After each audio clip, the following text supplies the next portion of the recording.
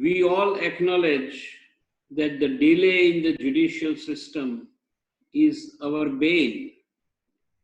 It is slowly but surely eroding the confidence of the people in the judicial system. How can we stem the rot? How can we change the tide? With these questions in mind, I have chosen this topic: how to expedite the trials in the civil suit. In the first place, the entire process of service of notice and summons may be converted to digital processes. It is our experience that service of summons takes long time. The recalcitrant defendants avoid the service of summons. This is the beginning of their dilatory tactics.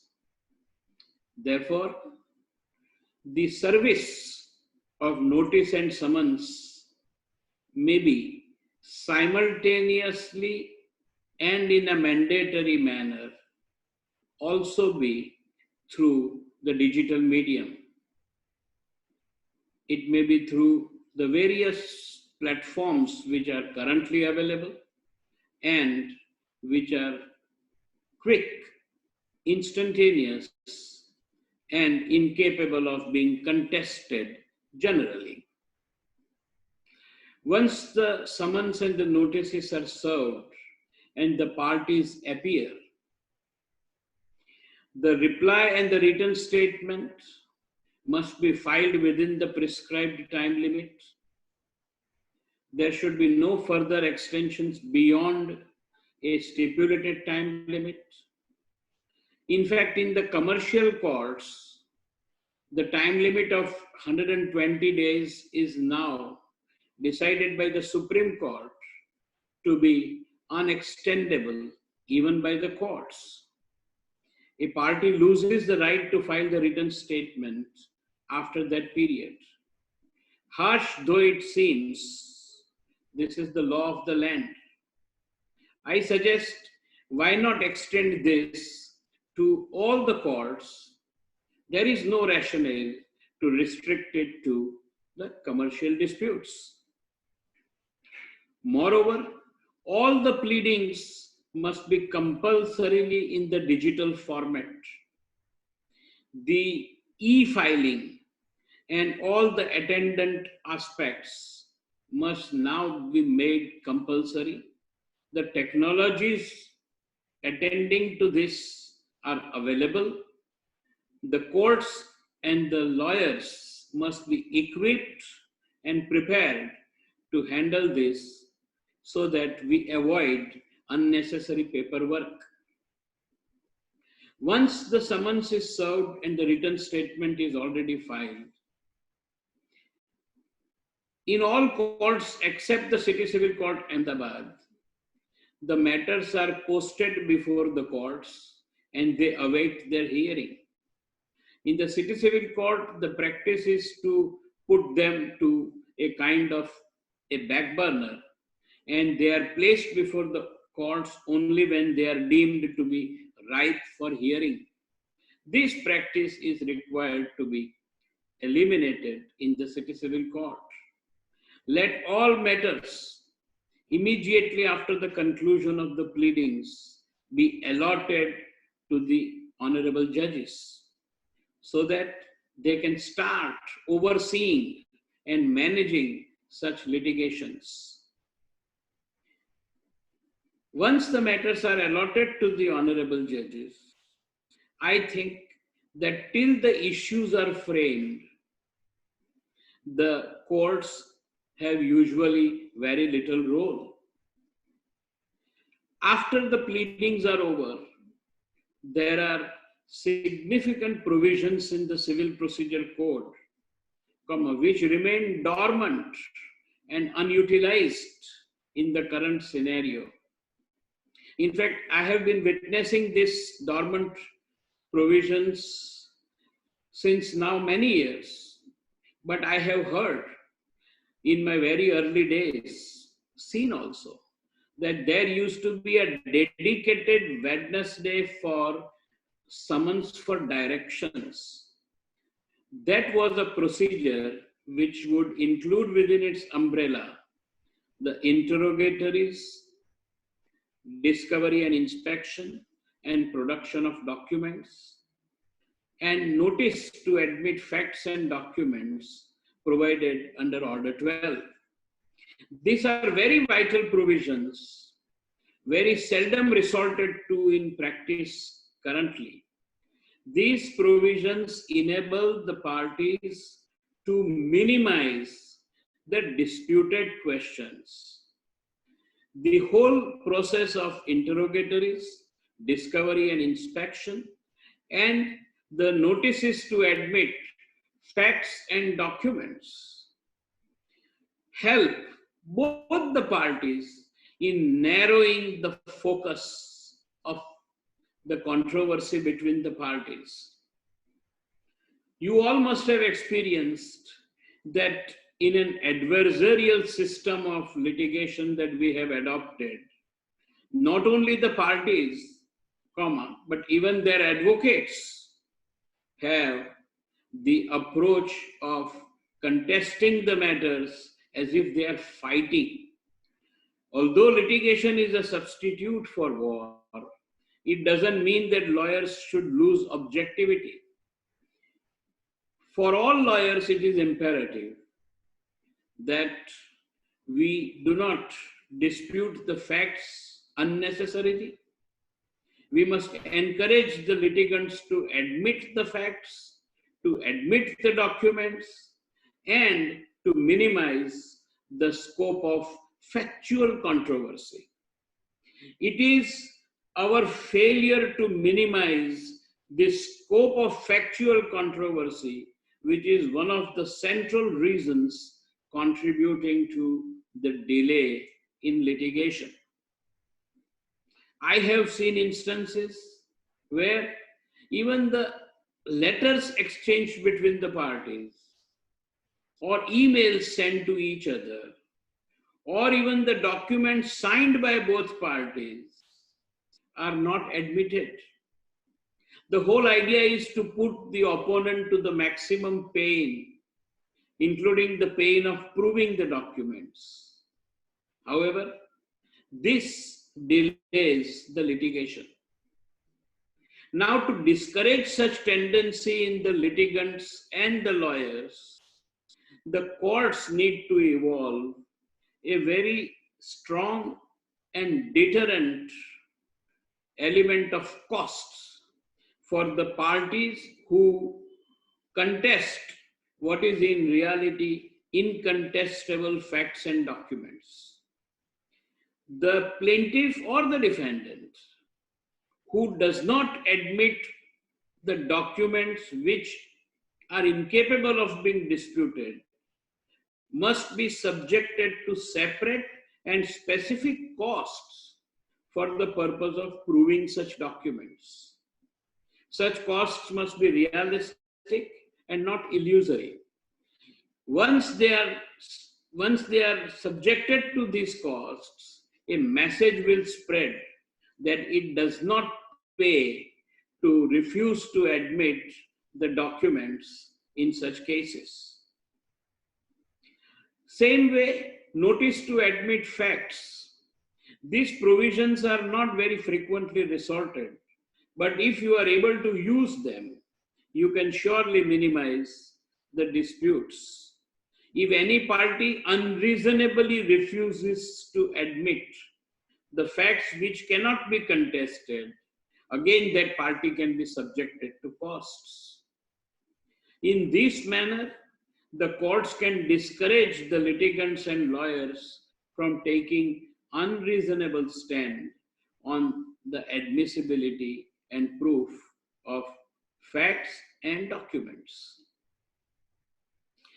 Before actual cross-examination of the witnesses start, the process of interrogatories is an extremely valuable process, but very seldomly resorted.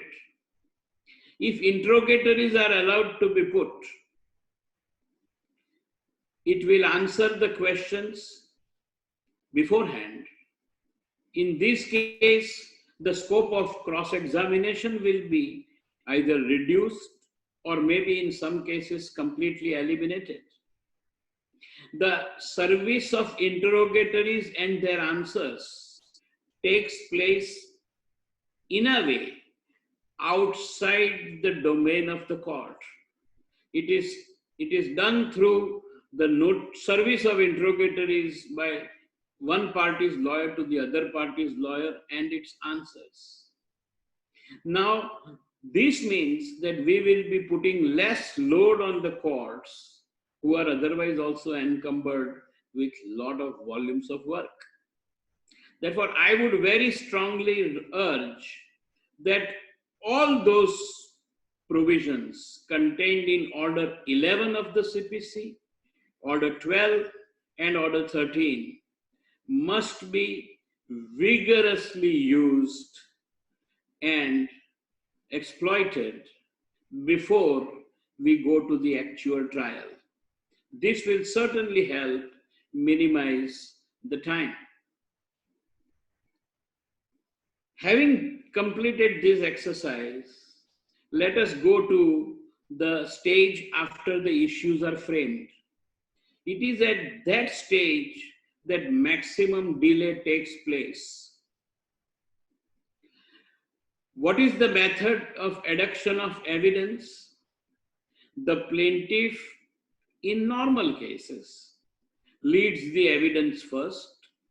If he has more than one witnesses, he examines his first witness, then he is cross-examined, then the second witness, cross-examination of the second witness, and so on.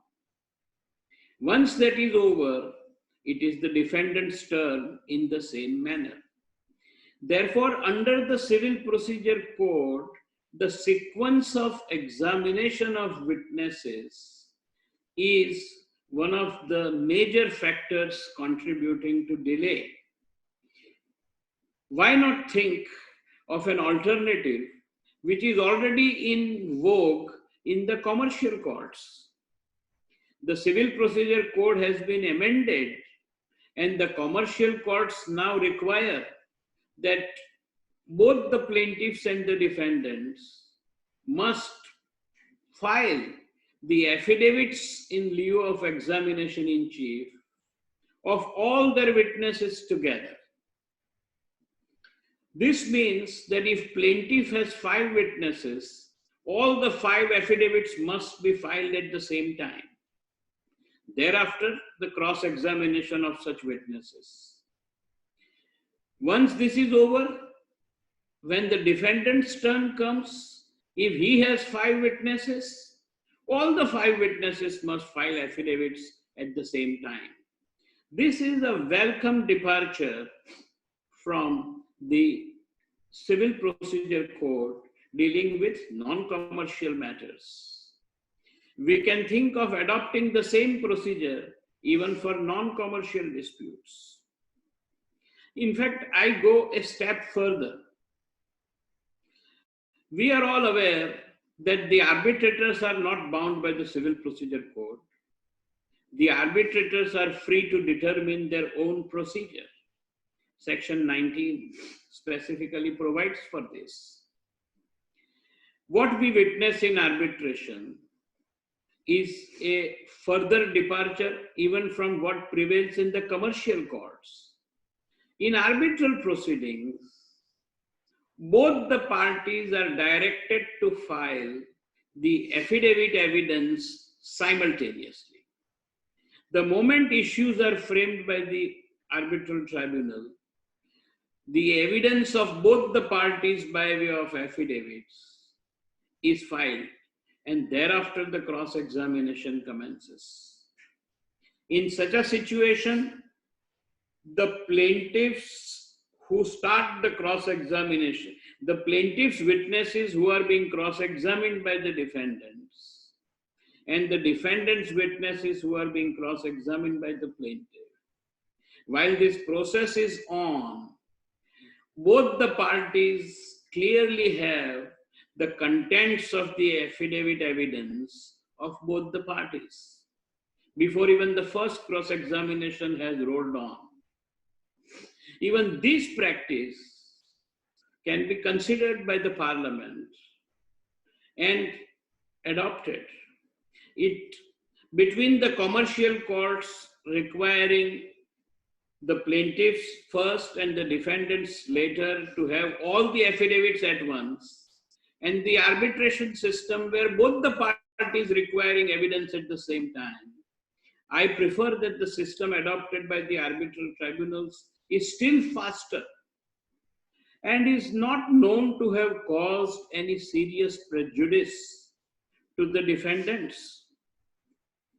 The only argument which the defendants advance is, in some cases, that if after hearing the plaintiff's evidence, if it appears that plaintiff has failed to prove, what is the need to lead evidence for the defendants?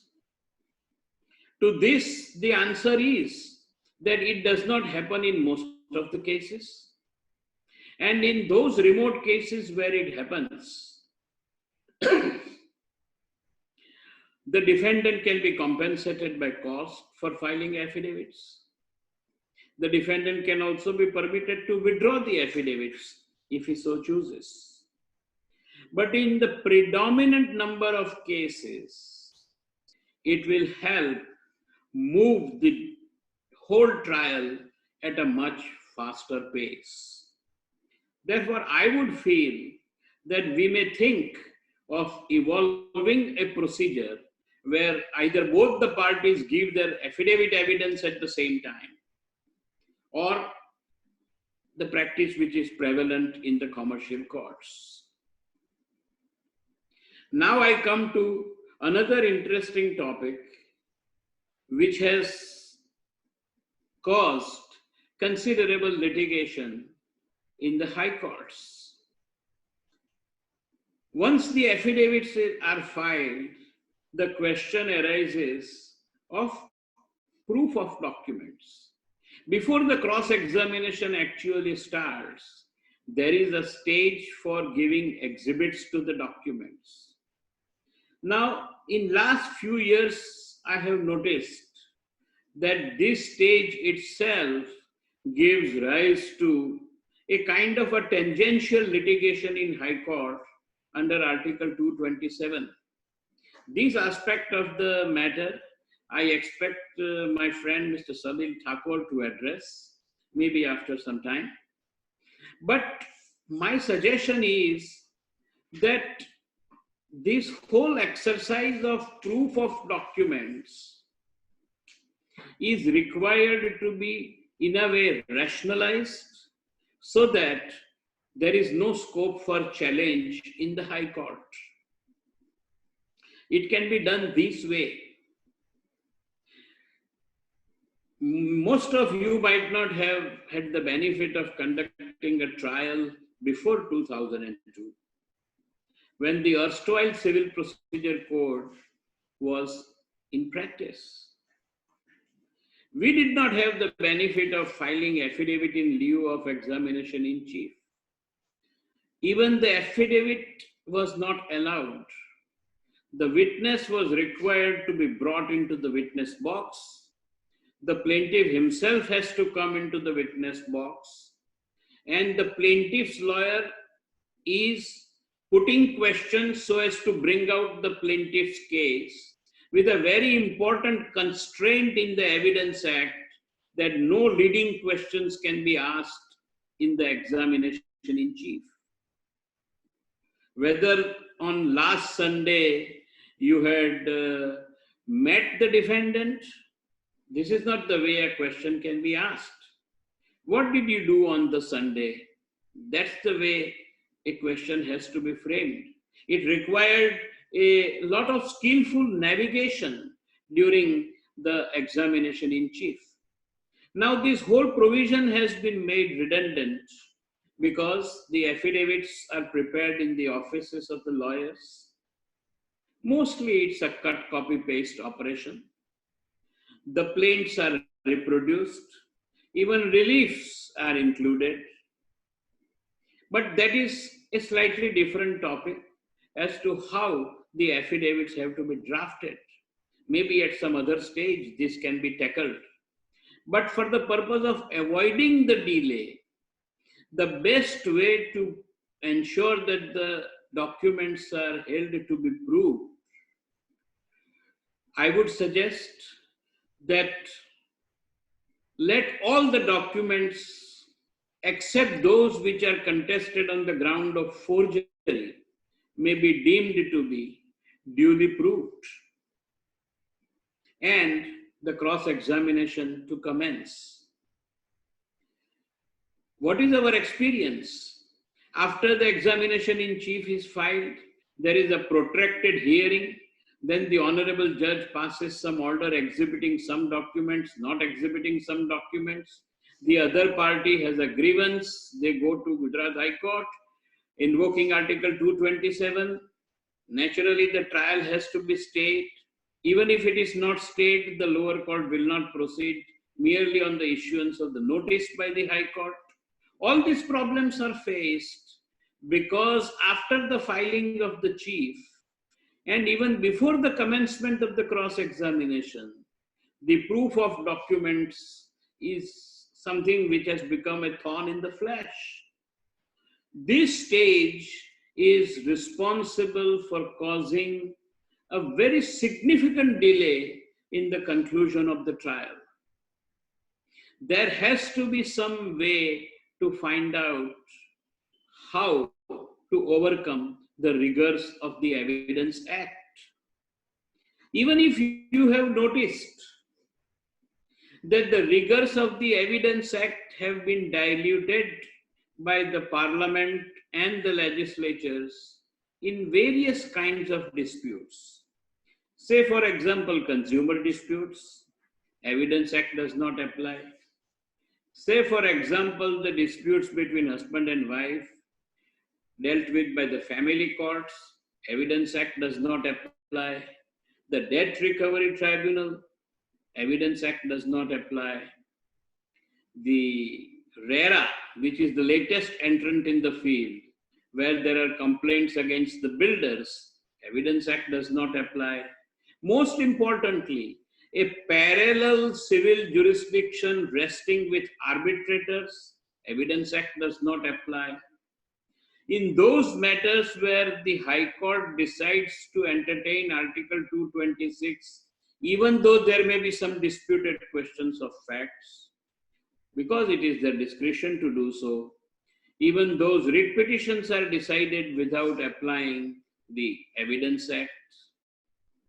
Then what is the logic of putting only the civil courts and the litigants before the civil courts to the burdens and rigors of the Evidence Act? We are aware that in consumer courts, it has a parallel jurisdiction.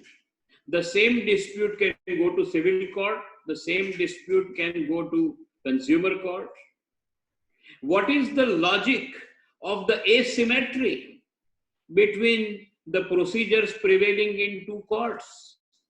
If a person chooses to go to civil court, not only he pays the court fees, but he has the burden of the Evidence Act, the hardship of bringing the original evidence, proving it through here, not a hearsay evidence, but direct evidence. We are all familiar with the various limitations of the Evidence Act, enacted in 1872, at a time when this technology was not there, at a time when the English law had a very harsh provision for penalties and fines in criminal matters. Therefore, that predominantly exclusionary approach of the Evidence Act was necessitated by the socio-economic conditions prevailing in Britain and which largely influenced the framing of the Evidence Act here. We are all aware that Sir Saint Stephen, James Fitzjames Stephen mostly, who was the architect of the Evidence Act in India. Now, those conditions are not prevailing. Much water has flown in the Ganges. The technology is available. The circumstances have changed. The population explosion has led to a corresponding explosion of the litigation. Today, on an average, the matter comes after 10 years for final hearing. Which parties are reasonably expected to preserve their original documents for 10 years? Now, these are the practical problems. If a government or a corporation is a litigant, most of the officers who dealt with the disputes have either retired or are unavailable for evidence, and the record is scanty, and the witness who speaks from the record is in a way a hearsay witness because he does not have a personal knowledge. The private litigants who are not expected to be so careful about their personal affairs so as to preserve all the original documents for 10 years, they are being penalized for not able to prove their documents. I am not able to understand, with all humility I say, as to why the litigants before the civil courts are singled out for such discriminatory harsh treatment when the corresponding litigants in the other forums, which are equally deciding civil disputes, are subjected to a much liberal treatment on the front of the Evidence Act. Therefore, time has come to relax the rigors of the Evidence Act. Time has come to ensure that all the documents are treated as received in evidence, duly admitted and exhibited, except only in those cases where the documents are questioned as either forgery or vitiated by any undue influence or coercion or such other vitiating factors. I remember a case where I had a difficulty of proving a receipt issued by a municipal corporation for the payment made for some services offered by the corporation. In that particular case, the court said, who had issued the receipt? Whose signature is it? How do you say the contents are correct? Not that all courts adopt such unreasonable attitude. All I am saying is that why leaves these things to either uncertainties or the differing reactions of the courts? Let there be a uniform rule that once the affidavit is filed, the formal proof of the document is offered, then all these documents are deemed to be duly proved, subject to the probative value being debated at the time of the final argument. In this way, the cross-examination can straightaway proceed. Lastly, on the aspect of cross-examination, the courts have to effectively control the cross-examination. Rambling and irrelevant cross-examination is our common experience. We expect the Honorable Court to be little more proactive, more diligent, more vigilant, and curtail the scope of the cross-examination only to relevant questions. We can also think of video conferencing of the witnesses. We can also think of appointment of retired judges as commissioners for recording evidence with the super-added powers to allow or disallow the questions and to decide on the admissibility of documents. Today, evidence is recorded in many cases by commissioners, but the problem is that they can't decide on objections, with the result that once objection is raised, Either the answer is recorded with objections, or on insistence of parties, the recording of evidence is halted and the parties are referred to courts again.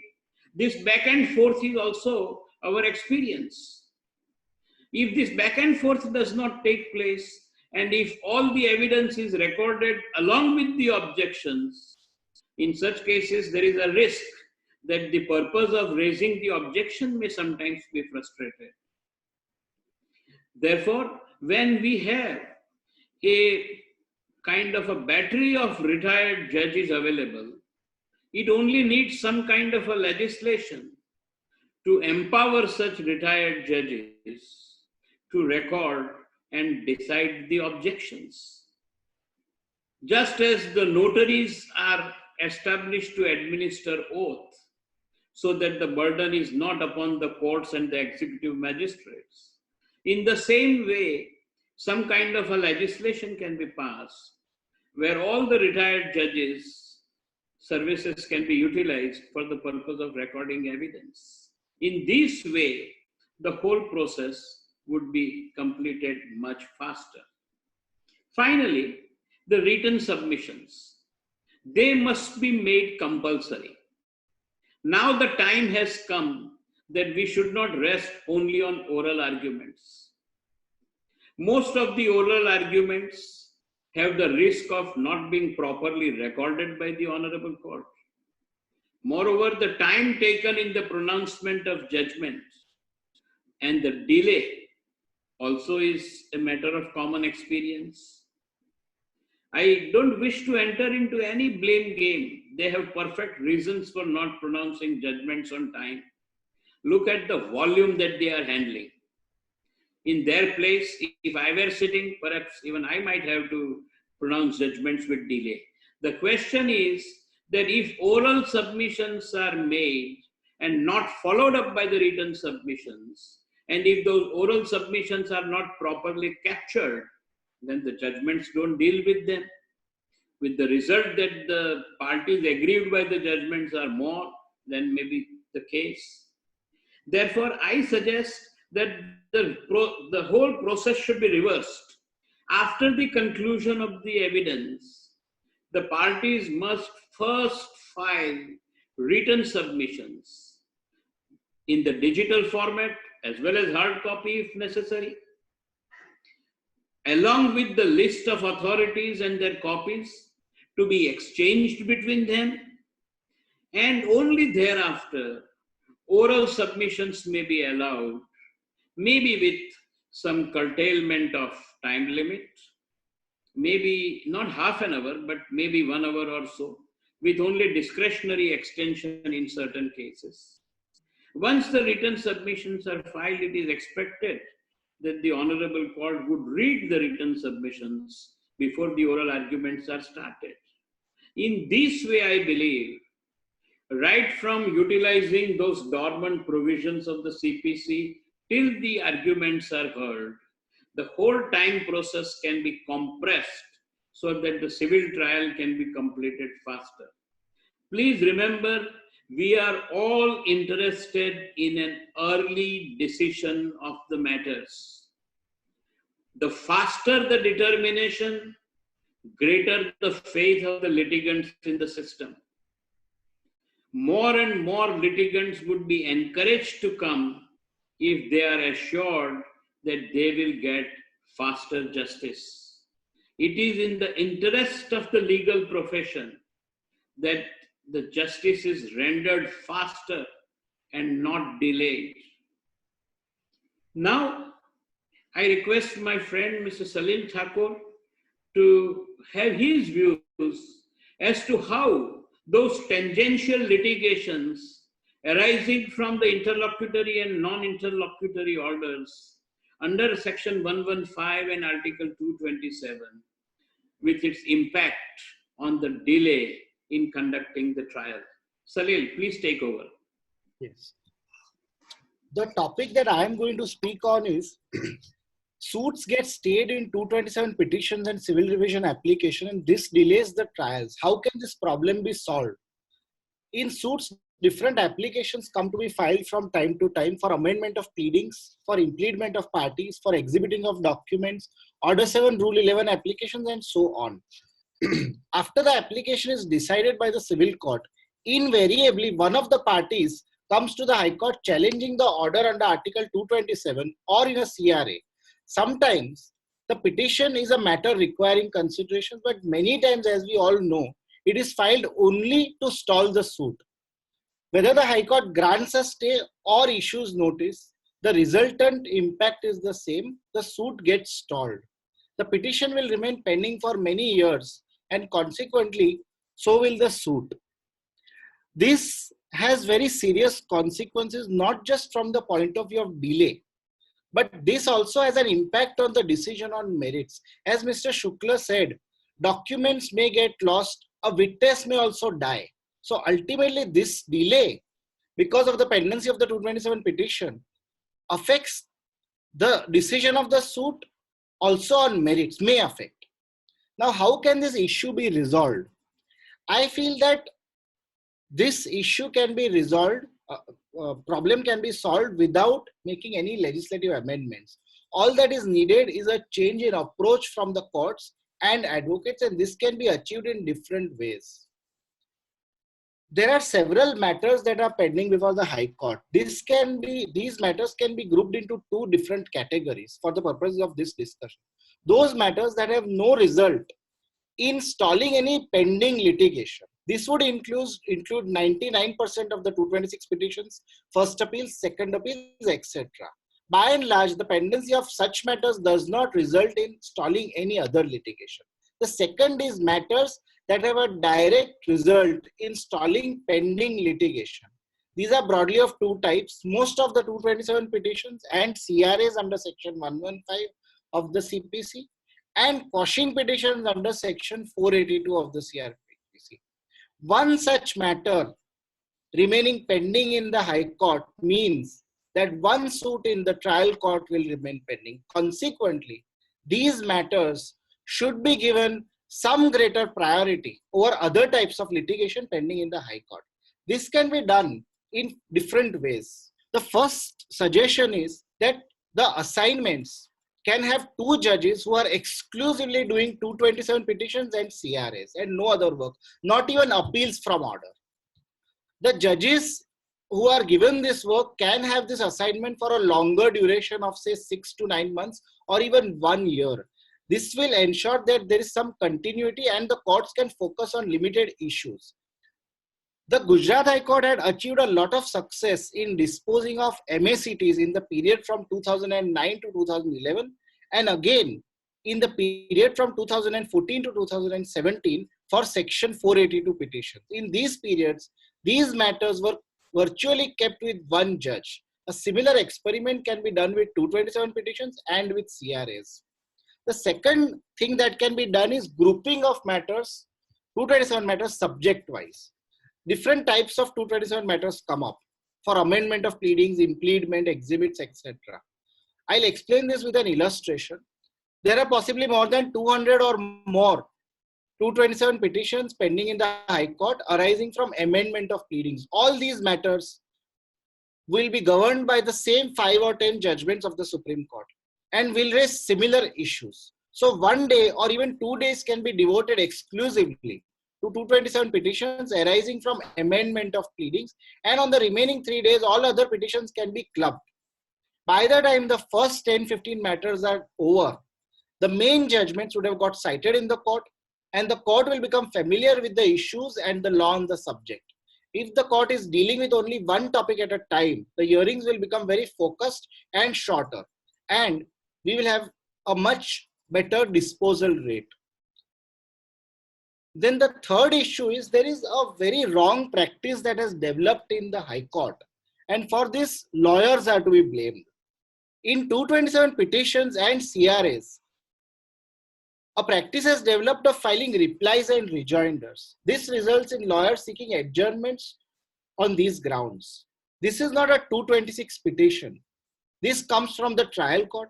Pleadings are already completed in the trial court, so there is no need for any reply or rejoinder to be filed.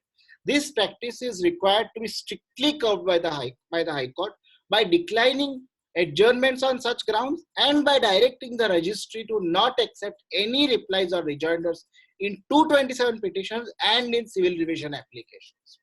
If any additional facts are required to be brought on record, it has to be done by a civil application for permission to file additional affidavit, the way it is done for production of additional documents in appeals. In fact, even in 227 petitions and CRAs, no facts are required to be narrated. Only grounds can be there. In fact, I'm informed that some years ago, this was the practice that was being followed in the High Court. And I think it is time we revert back to that practice. The fourth point is, there is no need for a stage of admission. 227 petitions and civil revision applications arise from miscellaneous applications, which are decided by the civil court in one go.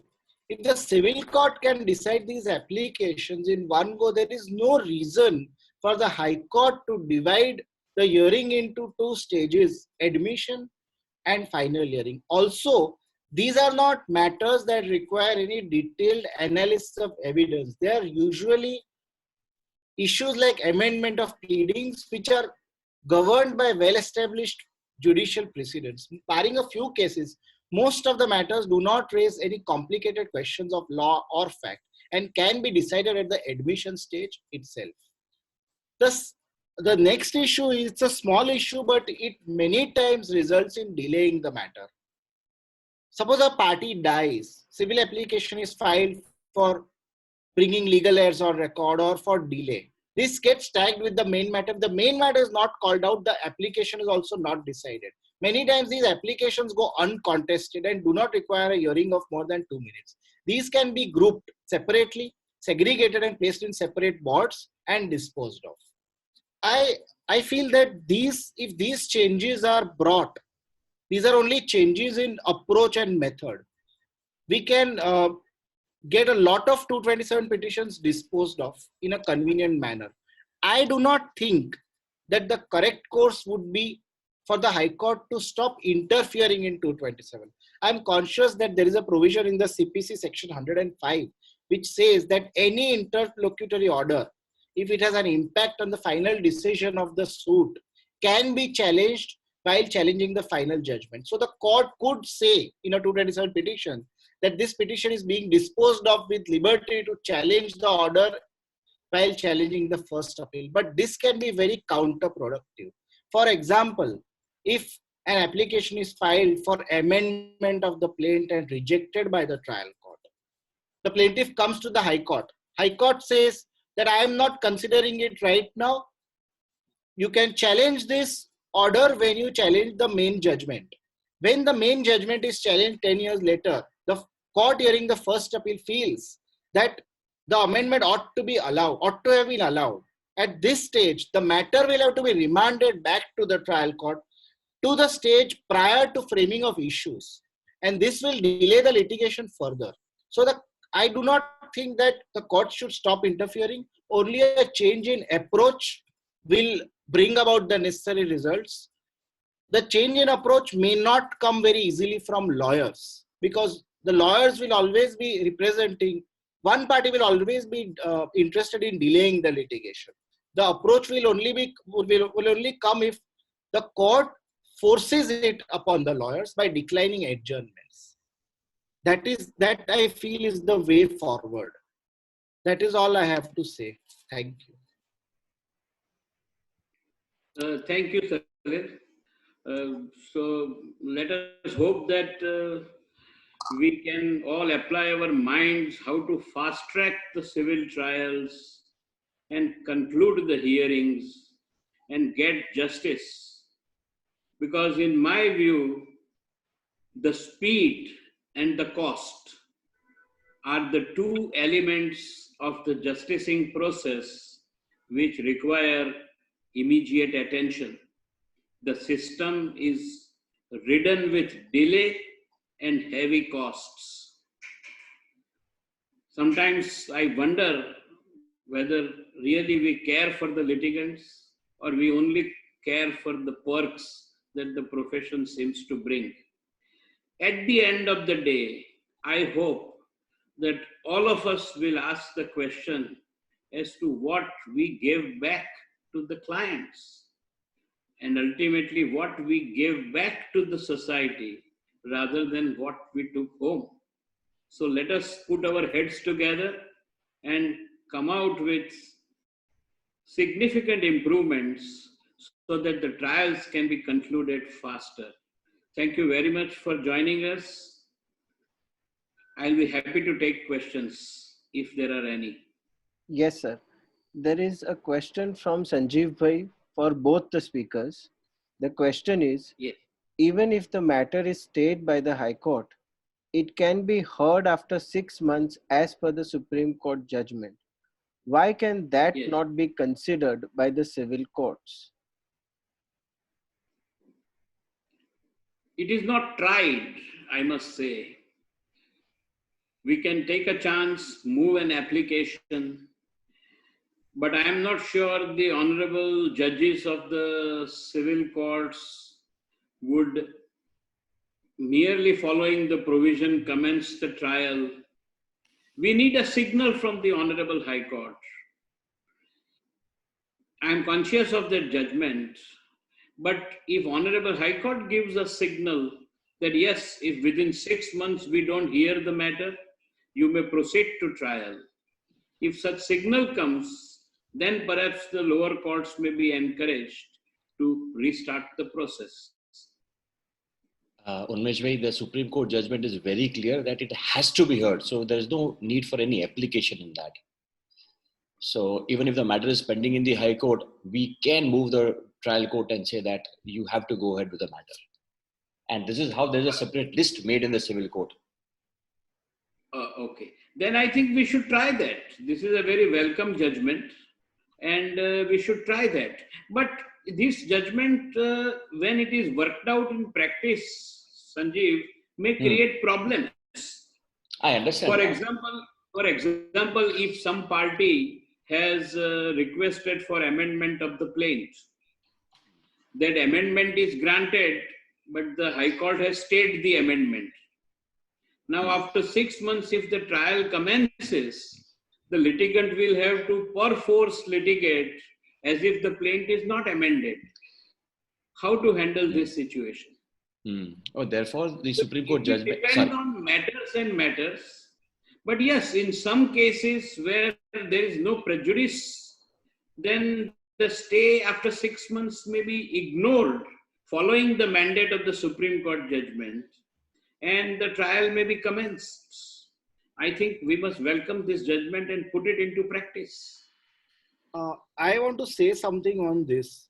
This is something that is happening in criminal trials. Some of the judges in the criminal courts are implementing this judgment, are saying that 6 months are over. So why can we not proceed? At this stage, what is happening is that the High Court is moved with an application and the High Court extends the stay. This is regularly happening in the High Court. So even when the civil court will show inclination to proceed, the High Court is going to extend its stay.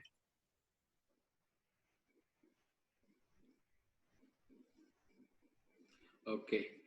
Okay, there are no further questions for any of the speakers. Thank you.